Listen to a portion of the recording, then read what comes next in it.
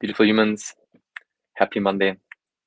Today we have the great honor to have Esther Blázquez Blanco with us. Esther, welcome.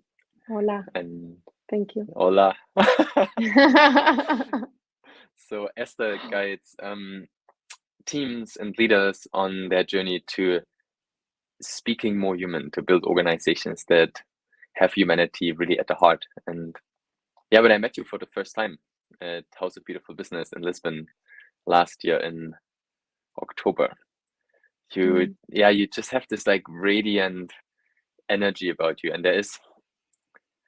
I'm really impressed with sort of like you straddling, I feel, the worlds between spirituality and real, grounded business. And I feel, yeah, that's why I'm really excited to have you here with us today to unpack this in more depth and yeah, seeing what does it actually mean for companies to become really human organizations. So I'd love to start with hearing a bit more like how you came into guiding companies to speaking human and what it means to you. Well, thank you for inviting me. I already told you before, but yeah, we have people with us, and I want them to know that I'm grateful for being here with you. Um, um, I'm not sure if there is like a moment. Well, there is a moment, but there is also the feeling that all my journey was like that all the experiences that I have in life were meant to be at the service of what I do now. I didn't know by the time that I was going to do all this, but I read my first book about personal growth when I was 14, and it was just by someone gave it to me and said, "Hey, I think you will like this." But I was like super like 14 years old, and when I read the book, something happened. Like I said, okay, there is a world here inside that I want to discover and I want to know more. And in parallel, I had this connection to intangible, or I don't know, some people call this universe, other God, other life, other, you call it as you want. But I had this feeling of life is more than what we see. And I think I was very young when I started to feel that life was something graceful. And then I had like the life of many people, like studies and relationships and jobs. And I was always good at what I was doing, but there was always something missing. And there was the moment that I had like a big crisis, like a lot of people had, and I had to stop, and I had to spend many hours looking at. I remember looking at the wall in the apartment where I was living, and not having answers, not knowing. It was a period of not knowing. So I had to, ask the difficult questions to myself and ask for help as well. Of course, I did therapy, and I was and I had my friends and my family, like people that I love close to me. And then that was the moment that I said, okay, this is like if I want to do something for the rest of my life, and it has to be this thing with purpose, then I want to work with people and for people, and I want to work inside the organizations, because I've been experiencing a few things that I know it could be different if we just look at things in another way, or if we take into account other aspects of our humanity. And that was the moment that I had a conversation with Tim Leverett, the founder of House of Beautiful Business, and he said, "Hey, I'm organizing the room of deep emotion for the House of Beautiful Business." That was a few years ago, and I would like to if you wish, you could organize something around feedback and communication. And I said, okay, let's do it. You know, I was already leaving behind this crisis, and I was like, I'm not like 100% in, but you have my favorite event in the world, so I'll be there. And I went there with nothing, you know, like I bought the domain, I don't know, like 24 hours before going there. I printed my business cards with a template in some like fast printing place in Barcelona, and but I designed a session with all my senses, with all my love, with all the things that I knew that were needed in businesses. So we built something meaningful and with purpose and through human connection. And that was the beginning. That was like, I remember people asking me, are you a psychologist or are you a psychotherapist or things? And I was like, no, you know, like this is my MVP. This is like, I came here to know if I can make a living out of this. And it was amazing. And like the second day, there was people queuing to attend the workshop, and for me that was a gift. Actually, the session was called actually feedback as a gift, and the impact of the session was already a gift. Yeah, It's so beautiful. mm. And it resonates a lot, that sitting with whatever it is and not knowing.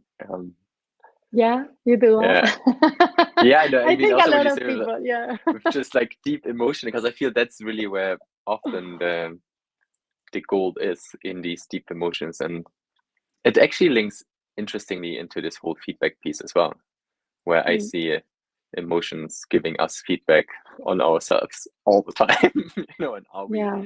are you willing to listen or not? And I'd love to go deeper into, what do you feel is really needed in businesses to create a deeply human culture?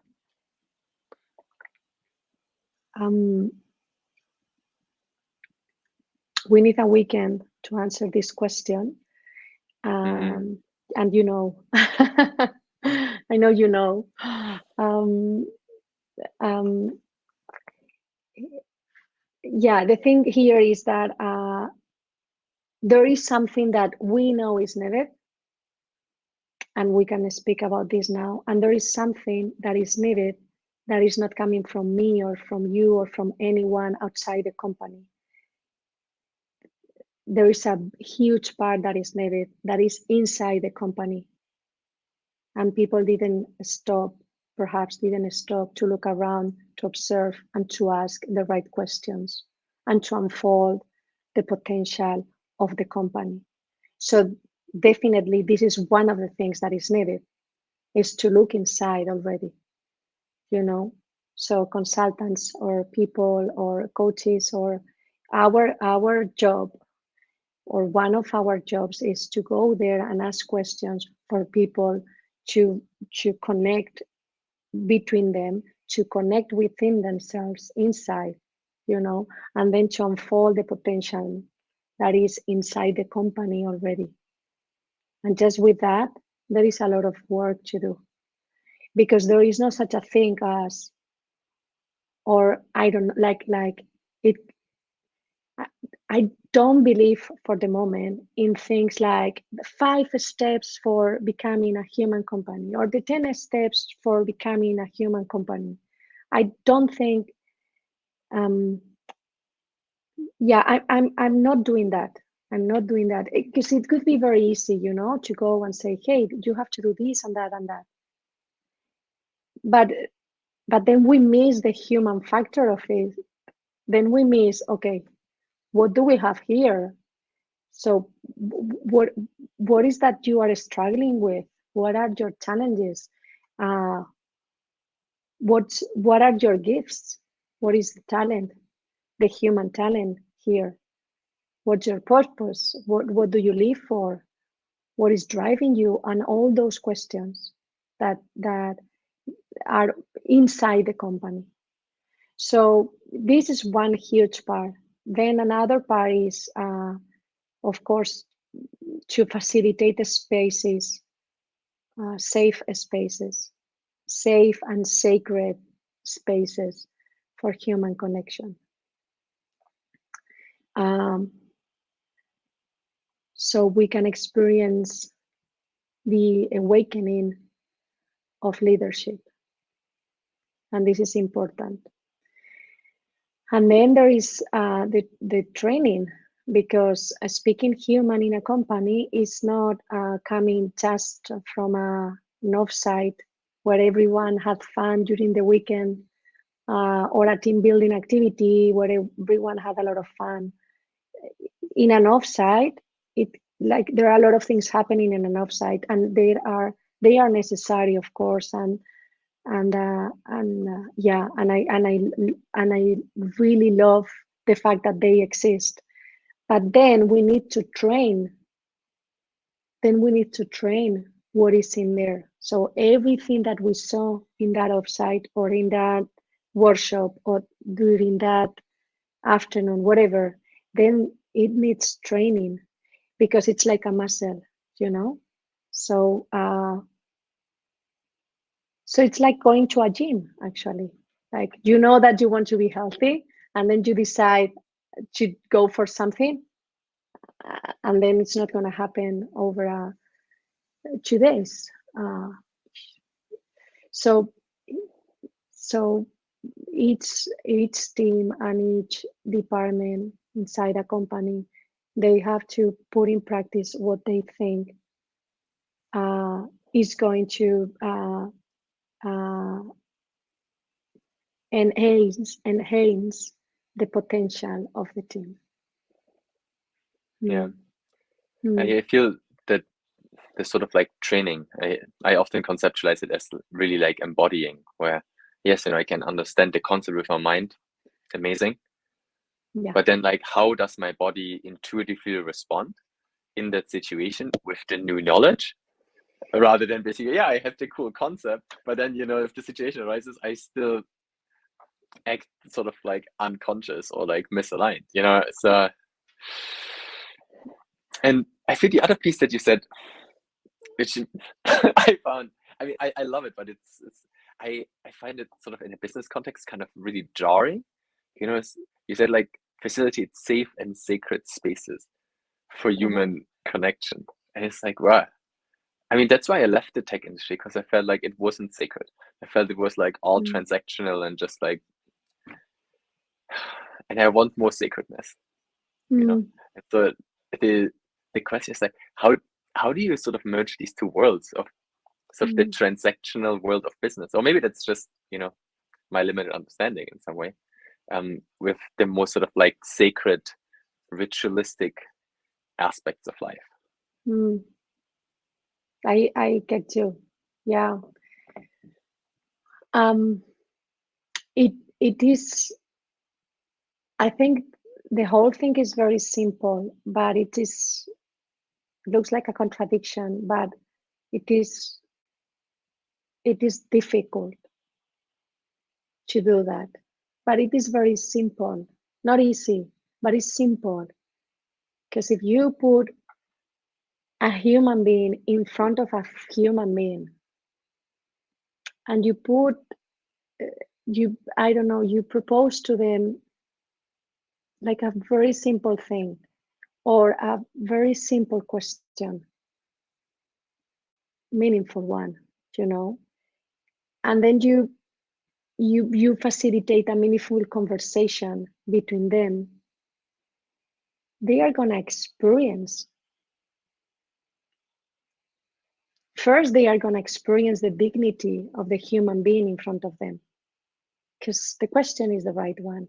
And secondly, by living the experience that the experience itself becomes sacred.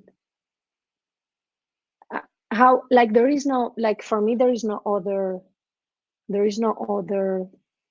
possibility. It's going to be sacred, because I'm gonna be in front of your dignity and your humanity as a human being.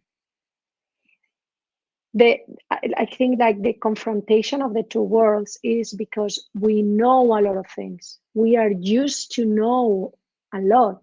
We are used to consume data, information, articles, YouTube videos. There's a lot of knowledge that we are reading and watching and consuming in general, and that's great. And at the same time, we are missing the experience of the knowledge. So we know a lot of things that we are not living, like you said before, embodying, right? So if we don't do that, then of course there is this, then you go to a company and they know a lot of things and they know, but they don't live the experience. So that is something that is happening, of course. And then, of course, it is very difficult that you have the experience of safe spaces if you don't have the directors of this business willing to open that spaces. Because to open and to create that spaces mean that they will not be perfect anymore. Like the image of perfection and the image of superhero or super something or super successful person. No, they will become more human and more human and more human each time. And that goes with miseries, that goes with cracks, that goes with people with crisis, that goes with trauma, perhaps, that goes with a lot of things, like, because we have all this in our lives, but looks like we have to hide that, like looks like we have to show that we have kind of like an Instagram kind of life, right? And that's not true, like, and we all know.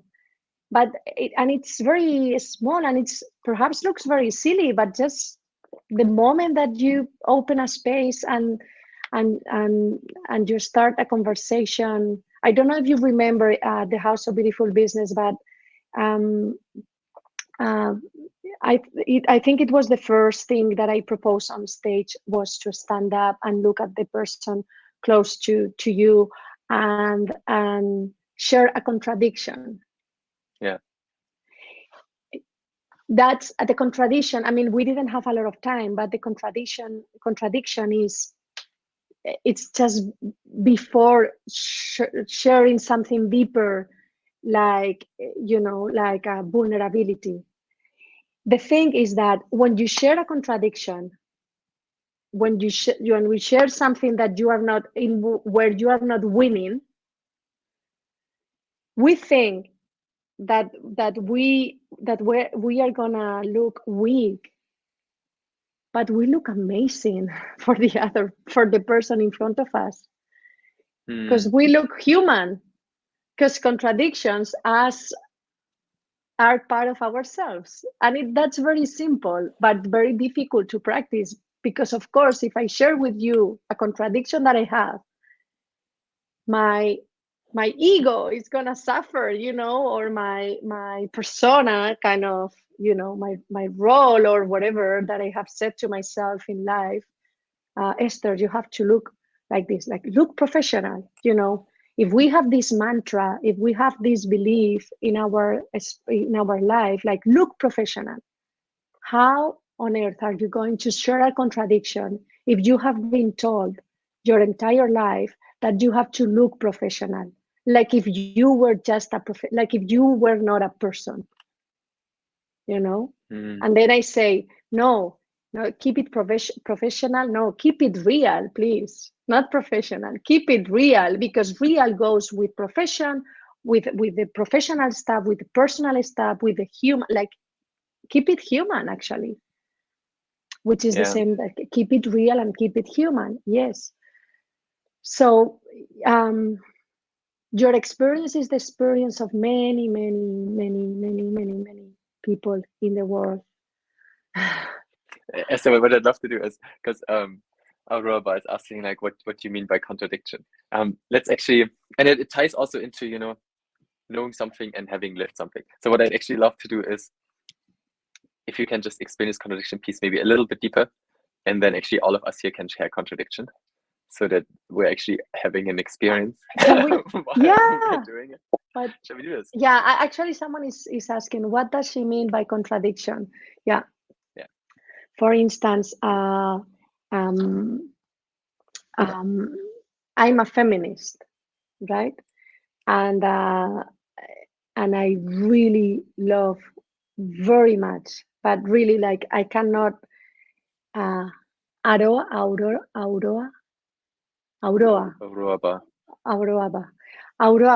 I'm a feminist and I love reggaeton music.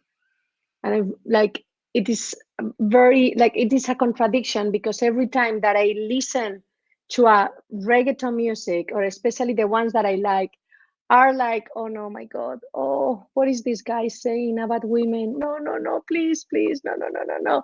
But if I am with friends and they play a reggaeton music, I'm gonna dance it.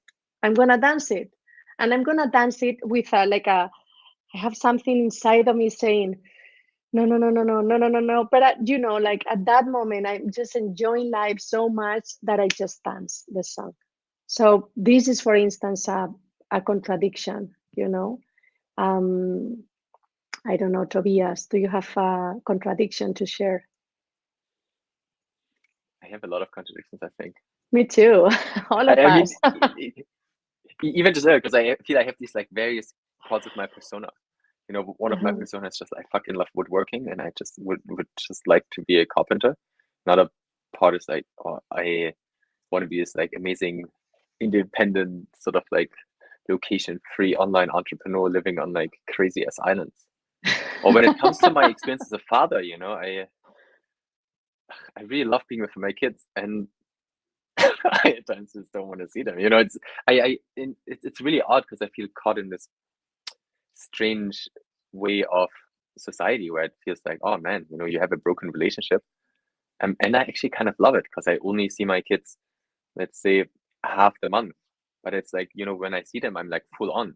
But then when I don't see them, I'm full on in other areas. And it's tough. You know, it's really hard to sort of like reconcile these. I feel it also comes with, yeah, lots of, I mean, judgment from, I think, myself, but then also sort of, you know, what is normal, what is not normal. Yeah. So maybe we can extend the invitation for, so if any of you feel called to share contradiction about yourself, Yeah. let's take a couple of moments and, you know, write it in the chat. Don't leave us alone, please. Let's be all a bit more human. There is so this is while we wait for people to write there, there is a beautiful thing when you create these safe spaces in teams or in companies. You know, I have a beautiful experience every time that I ask people to share, for instance, like one amazing happy moment of their lives and one like really tough and sad, etc.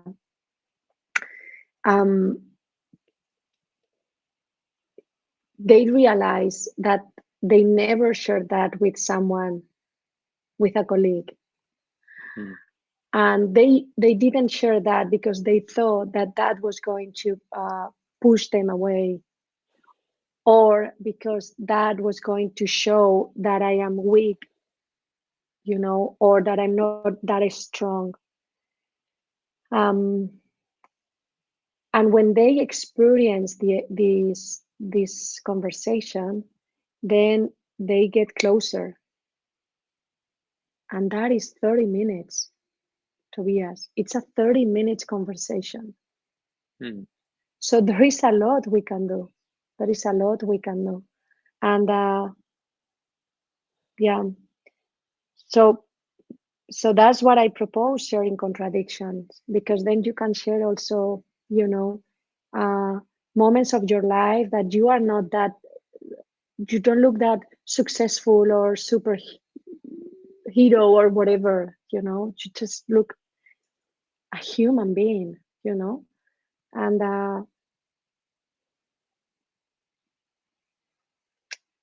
yeah, and there is also another concept of speaking human, which is the training of, you know, like when you, there is a, there is an urgent commitment for businesses to speak human, and for leaders and for leadership actually, which is, so I see you, so I make you. The way I see Yeah. you is the way I make you. And this changed everything. Like imagine going to a meeting with this commitment. Imagine 300 people inside an organization knowing and committing with this idea that every time they join a meeting, they have this consciousness. They know that the way I see people in this room is the way I make people in this room. That changed everything. Because what I say also,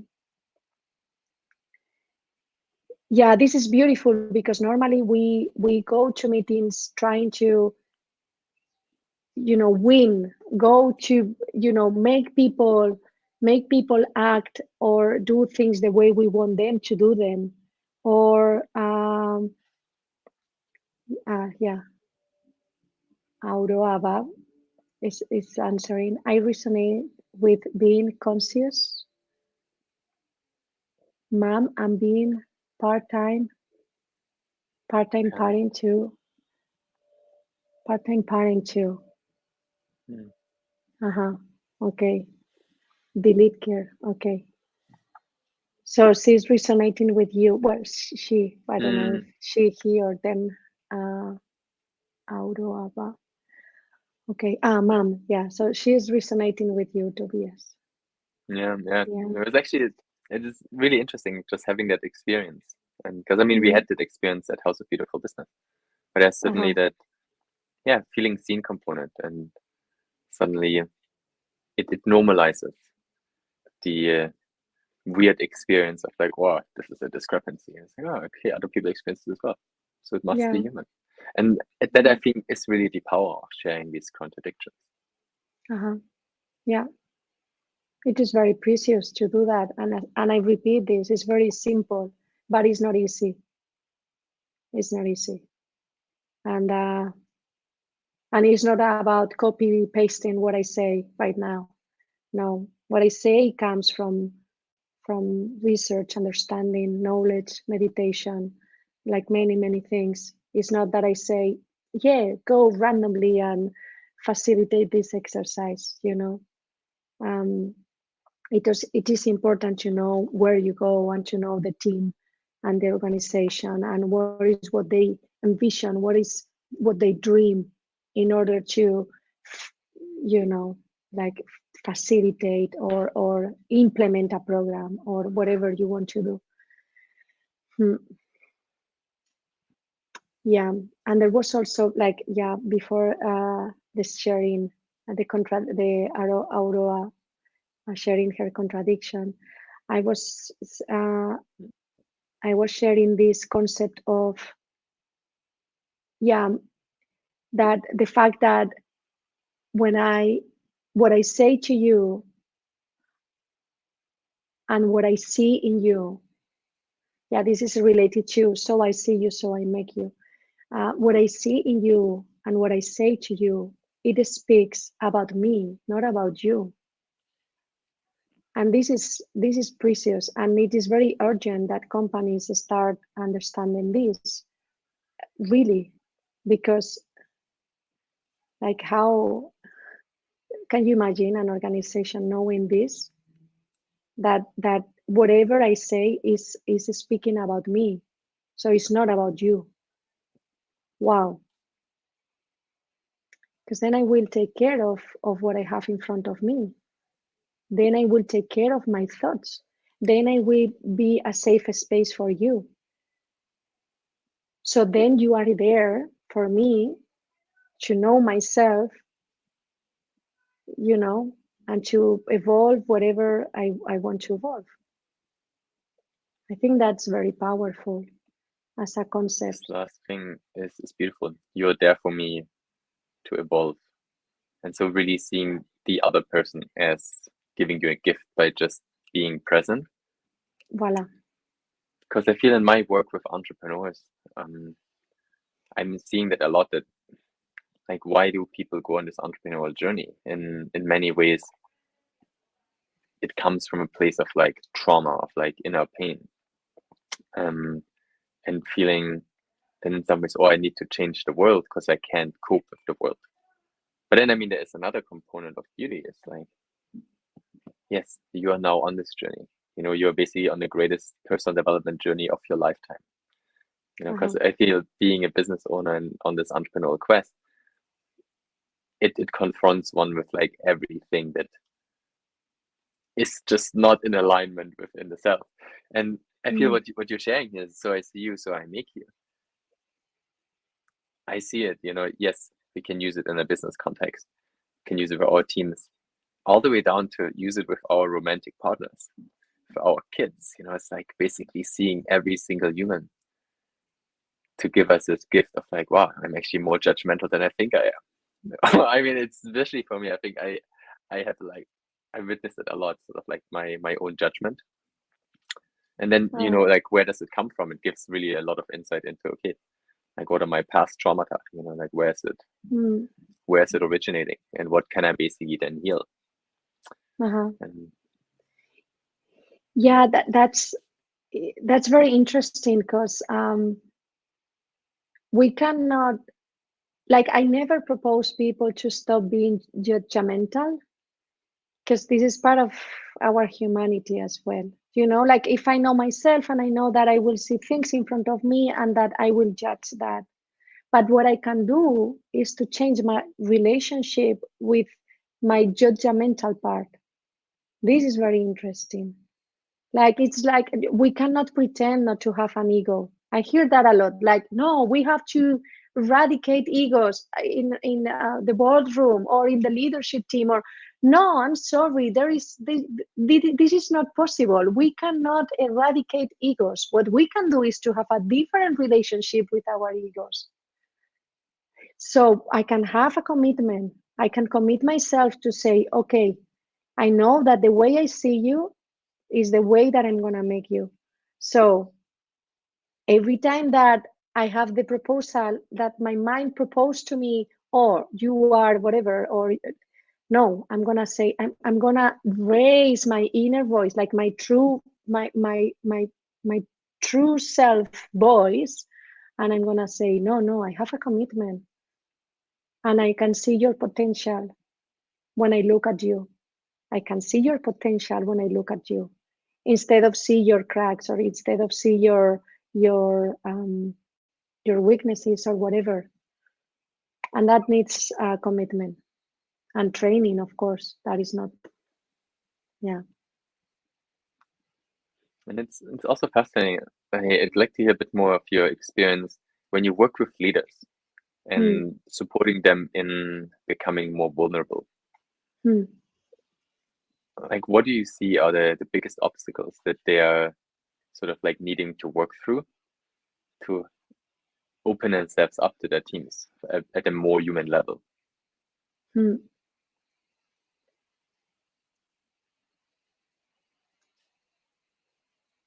I am experiencing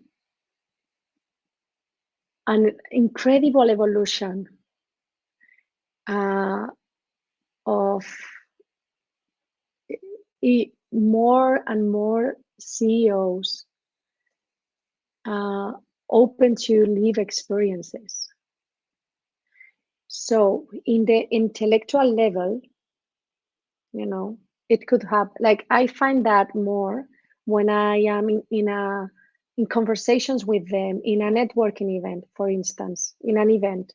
So there is this drinks time, and then, what you do, and some Like it happened to me in the House of Beautiful Business. Someone is speaking about my work in front of someone, you know, and that someone was like, yeah, great, good, you know, yeah, that's difficult. I mean, how do you do that? Yeah, yeah. And the other person was like, no, you have to live this experience with Esther because blah, blah, blah. See, this person was saying like great things about me.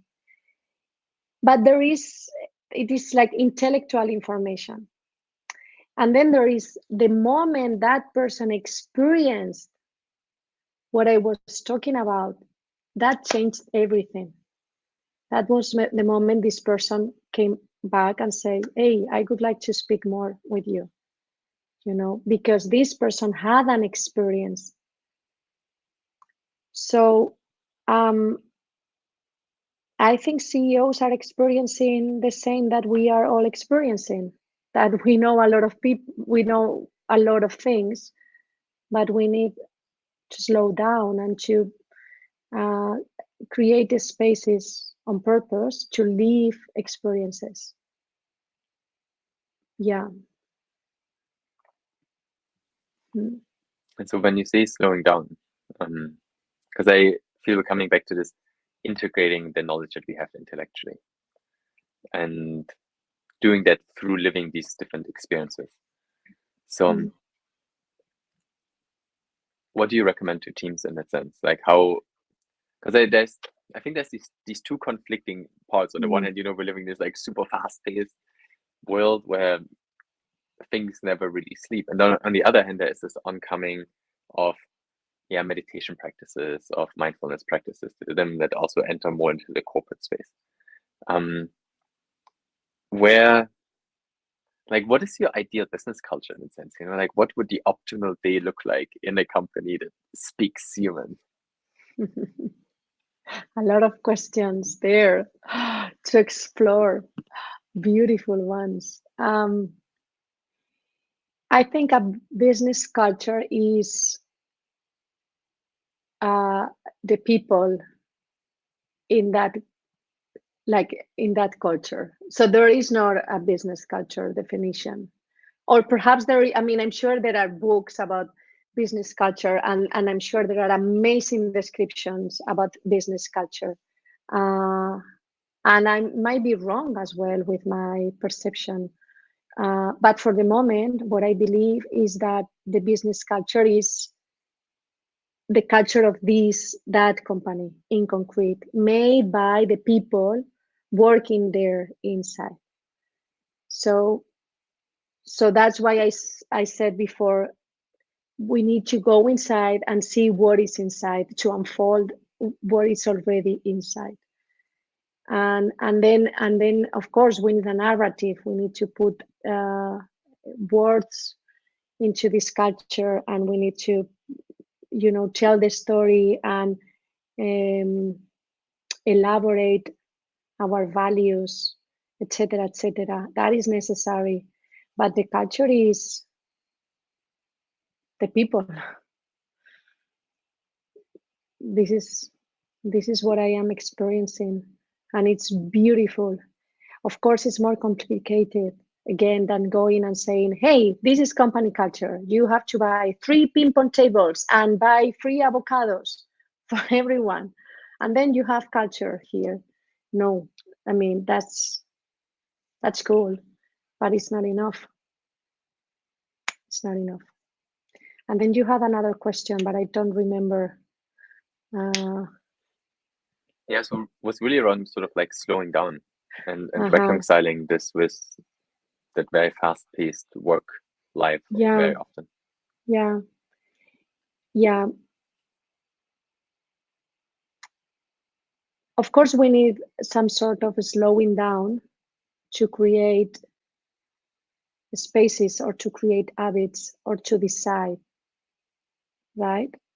So I see that it is important to integrate those moments and put them at a level of importance as the company meeting, or, you know, your one-on-ones, or so. And I also see that it is important to include those habits or those moments, for instance, inside your one-on-ones. For instance, that's an idea. That is something that I have seen. Like, I don't know, we should go and ask the team and guide them to find their own ways. But so let's say there is no one thing that you do and then you become human. It's like there is no one thing you do and then you love life. You know, you do many things to love life. So you do many things to enjoy company culture or to speak human inside an organization, right? So you have many choices and many opportunities. Actually, you know, you can create these trainings. You can go and leave these working sessions, offsites, etc. You can create habits. You can integrate something inside your sprint reviews, your one-on-ones, you can know how are you going, you can decide, build alliances about how are you going to give feedback and how are you going to receive feedback. You can build alliances on how we want communication between us. You know, it's like the difference between getting married without saying, okay, what is the deal, you know, or just like jumping into the relationship and we will see, you know. It could like both things will have their challenges. The thing is, which one do you want to take, you know, which the path you want to take. So for sure, if we know that we will have problems, because all relationships have, right? What if we build alliances before to know, okay, so what are we going to do when we have problems? What's the deal there? So as you like, this is the thing, that there are many things. And then there are things that are working, speaking about company culture, which is, for instance, you can say, okay, we are going to work with OKRs in these organizations because we think that this methodology is really great. And then you can do that in a ugly way, or you can do that in a beautiful way. And you can, and it, of course, it will be more difficult to do that in a human way and respecting people in the organization and guiding them and being there for them, speaking about presence for it, by the way. So you want to be present for your people when you implement this methodology, or you want just them to make that, right? So it's also about the things you do, you know, the KPIs review. If you are going to review your KPIs, this is more corporate than perhaps a startup kind of thing, but if you're going to review your OKRs or your KPIs or etc., how do you want to review that with your team? How do you want them to feel when you speak about that? I think that it is important to commit with you know, if we want to become more human, if we want to be human here, that conversation is needed. It's really two things that come up when you were sharing right now. Like one is really treating teams as relationships, you know, where we're really coming together to grow as individuals here and focusing, on the development of the person instead of just the outcome of like, this is what needs to be achieved. And then the other piece is really around emotions. And it comes back to the very beginning when you were speaking about feedback as a gift and Tim running the room for deep emotions or whatever it was called. Maybe let's go into this space a bit more, because it often feels to me that business is quite sort of like heady and, you know, like looking, okay, this is the thing that we need to achieve, and yet it doesn't really, at least in my experience, it hasn't really nurtured sort of that emotional experience of, yeah, how do I actually feel about it? Does this feel aligned? Does it not feel aligned? Is it intuitively the wrong path, or is it intuitively the right path? Like, how do you bring this into your teams that you work with?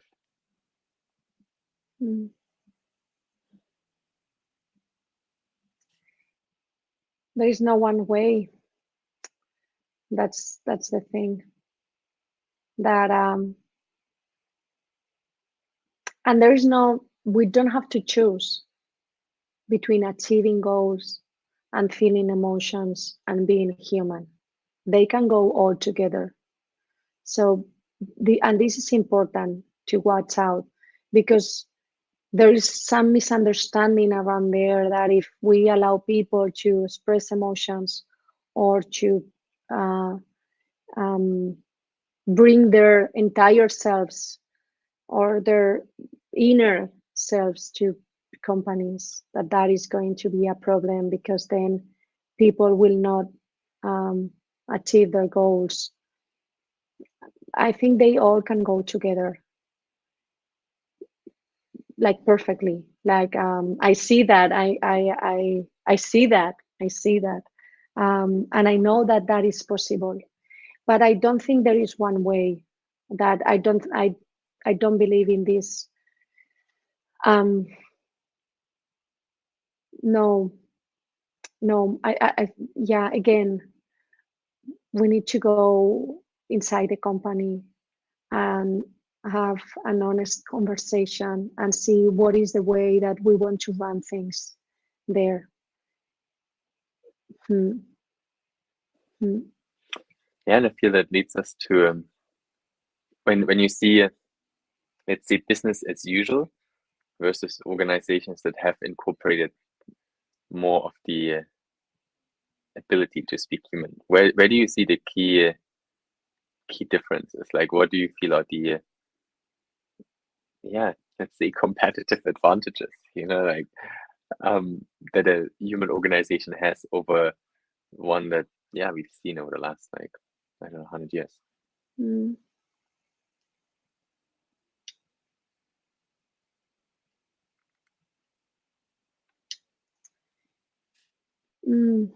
It's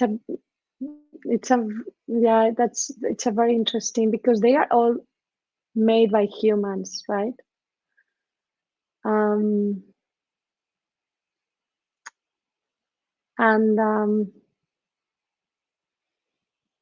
I don't know. Well, I know, but it's not that simple, because yeah,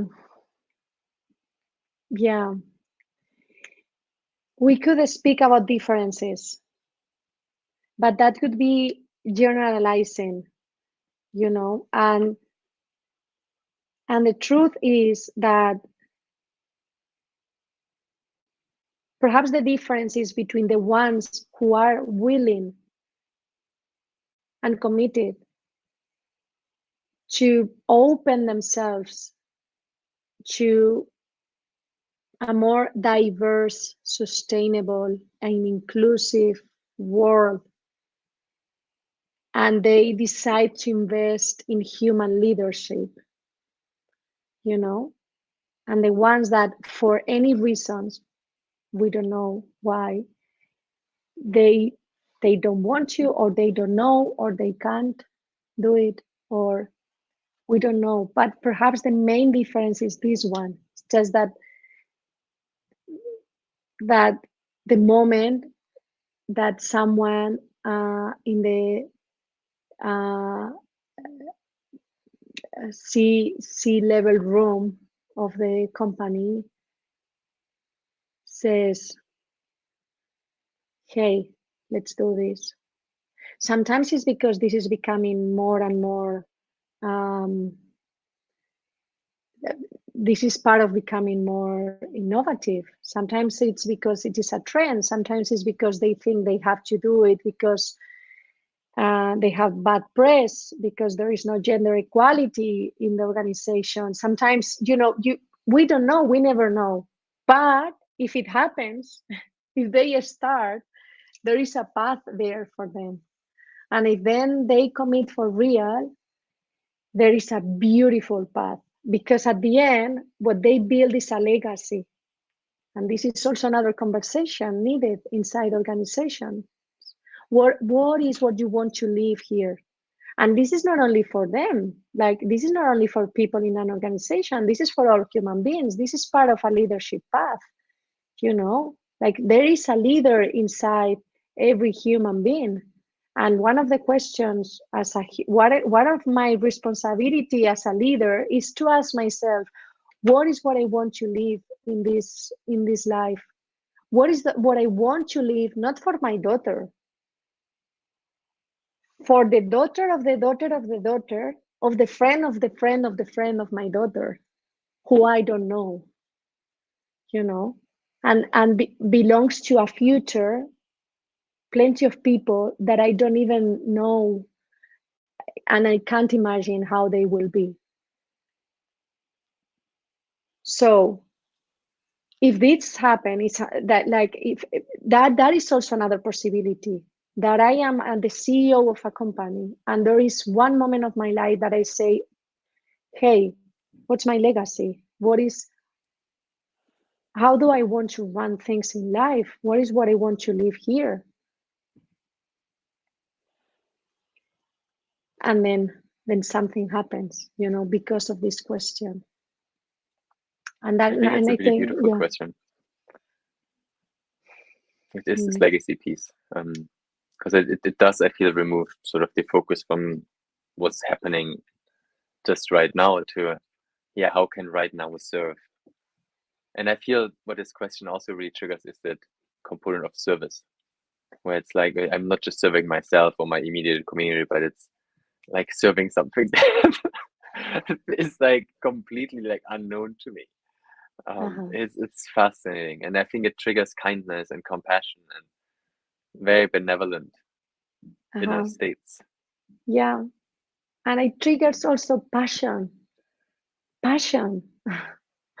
Yeah, Which is something that sometimes I don't know why, or I know, but it takes a long explanation. But you know that sometimes it's something that we are not connected with, you know. And it is beautiful to see that. It is beautiful to work with passion. Sometimes we don't need compassion. Sometimes we need passion. You know, the passion. Yeah. Of course, because when you put passion, means that you are with your humanity, your entire humanity doing something, and that needs connection. When you are passionate, when you are putting your passion into something, you connect with that. So if I listen to you with passion, that means that I'm going to connect with you, and you don't even need my compassion, you need my presence. yeah. So I'm listening to you with passion, so you don't need my compassion at the end, you know. I You really love that. There's because I am like also witnessing this, like when there is sort of like somebody being super passionate, there is, it just like draws in, it creates that sort of connectivity. And it's beautiful how you contextualize it. It's like really showing up with your entire humanity, with like everything that you have, like all your like thoughts and feelings, and just like yeah. being authentic, I think, to the utmost, you know. Yeah, Yeah, it's like art. That why art is so key in in the planet, because it's where we see more passion, you know, like when you see someone playing a song with passion, or painting, or you know, performing. Wow, that's, and when I see that, I say to myself, yes, this is it. This is the reminder. They remind us that we are alive, actually, right? When you yeah, see a great concert and you leave, and the concert is finished, and you say, wow, like I feel alive, right? Why? Because you were connected. It is very simple, not easy, but very simple. You were connected to something. You were connected to human beings, by the way, that you didn't have to agree with them to dance together. And this is a very beautiful metaphor of what a business can be. You dance together and you don't have to agree all the time in things, but you dance together to go somewhere. How? With passion, through connection.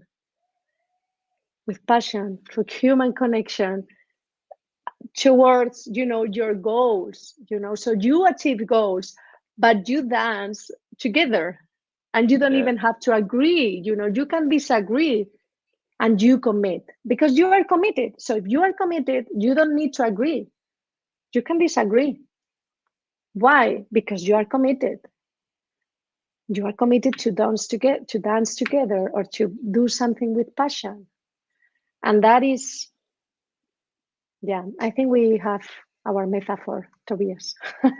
Yeah, I totally. When I was in uni, one of my professors, he wrote a paper on basically, fuzzy front-end innovation, and he called it like dancing with ambiguity. And certainly I feel this beautiful. dancing, and I mean, as you know, my partner, she's a dancer, and so there's this whole piece of even just the improv world, you offer something, and if it's not taken, then just like do something different. I mean, it's the same in like entrepreneurship and business, if you create something and nobody buys it, just like go scrap it and make something different. But if it works, like lean into it and sort of like go with it. And I mean, it's also, leading and following. And I guess this sort of like dynamic, like, am I leading? Am I following? Like, who is actually leading? And this continuous, Esther, as we're wrapping up the conversation, I would love to ask you, what is actually the legacy that you want to leave? Ooh, this is intimate. I can tell you one of the things that I want to leave. And one of the reasons why I wake up every morning is because I dream of a world where everyone can awake the leader that they are. So most of the things that I do are to leave that on this planet, to like every like every person that I know, every human being that I encounter, that they can feel the leader they are. That is, I take every opportunity to awake the leadership inside of people, and that's a blessing. Actually, I have the feeling that the legacy is a gift for me. My legacy, which I hope it will be a gift for the future people. It's already a blessing for me. It's already a gift for me. Yeah, I resonate with that. And it's really beautiful to see the light that comes when you speak about that. So for everyone who wants to connect more with Esther, we put all your links in the description. If there's anything else you want to leave us with? I'm grateful for this conversation and for this connection with you, Tobias. Finally, we have a beautiful moment together. It's been really, really lovely. I remember the email exchange we had when you said, there's something very grandpa-ish in my energy. So, Esther, it's been an absolute privilege. Thank you so much for being here, exploring what it could look like to be more human in business. And I feel a big takeaway for me is to bring the passion, mix the emotions with the goals, and bring kind of like the sort of more messy parts of what it means to be human from, like traumata, which ultimately are fuel to actually build the things that we desire. So thank you for sharing your perspectives. Thank you. And thank you everyone who was here as well. Thank you. Thank you for being present. Lots of love. See you next week. Bye-bye. Bye-bye.